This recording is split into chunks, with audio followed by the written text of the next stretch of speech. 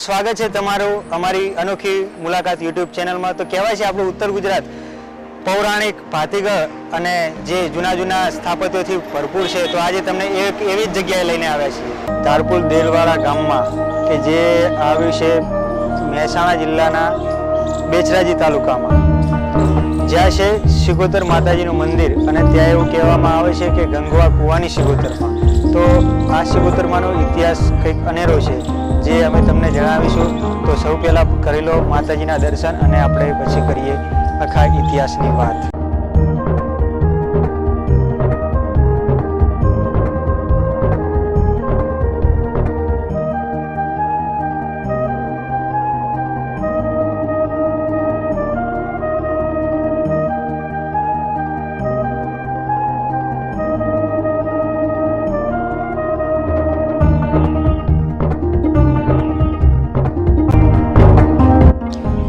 તો મિત્રો, આપણે મંદિરના તો દર્શન કરી લીધા, પણ જે સિગોતર માતાજીનું નામ પડ્યું છે કે ગંગવા કુવાની સિગોતર, તો ચાલો કરીએ આપણે એવા પૌરાણિક ગંગવા કુવાના દર્શન અને ત્યાં બનેલું છે માતાજીનું મંદિર, એ મંદિરના દર્શન।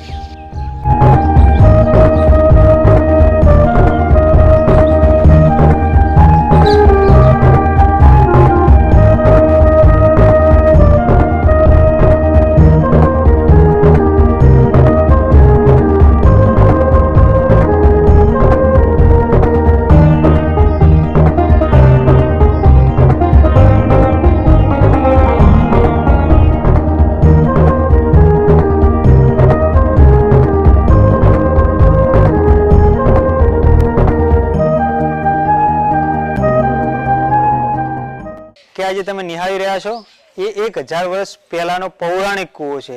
કે કહેવાય છે કે જે તે વખતમાં 1000 વર્ષ પહેલા અહીં કૂવો ખોદવામાં આવે। કોણે ખોદ્યો તે હજુ પણ રહસ્ય અકબંધ છે, કે જ્યારે આ કૂવો ખોદવામાં આવ્યો ત્યારે પાણી અંદર આવતું નહોતું। કૂવો તો ખોદી નાખ્યો પણ પાણી આવ્યું નહીં, એટલે કોઈ જોશ જોવરાવ્યા હશે અને જોશ જોવરાવતે જાણવા મળ્યું કે આ કૂવામાં એક જે સ્ત્રી કહેવાય, એ સ્ત્રીનો ભોગ આપવામાં આવે તો કદાચ આ કૂવામાં પાણી આવે।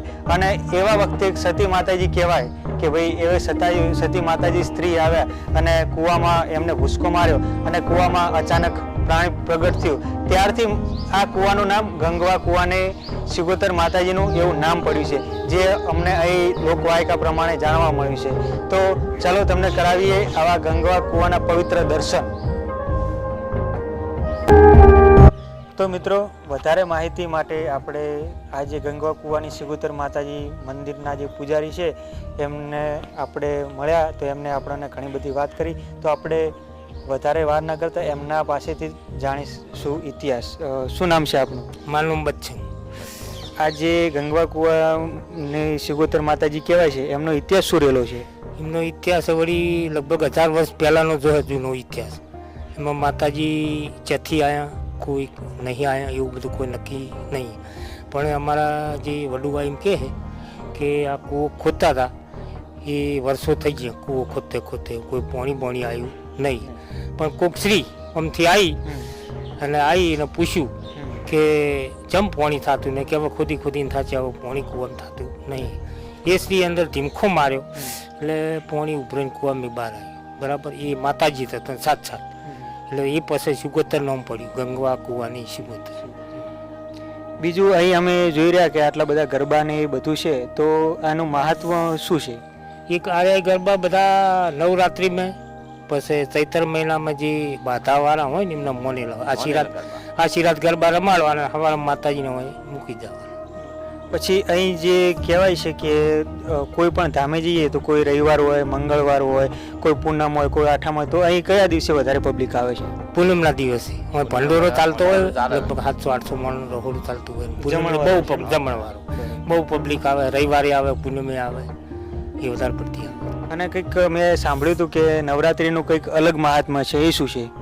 એ આર્યું માતાજીની પલ્લી પેલા ગામથી આવે, પેલા ગામ આજુબાજુનું ગામ છે, કારણ રાતે 12 વાગ્યા સુધી હોય વસ્તી રે પબ્લિક।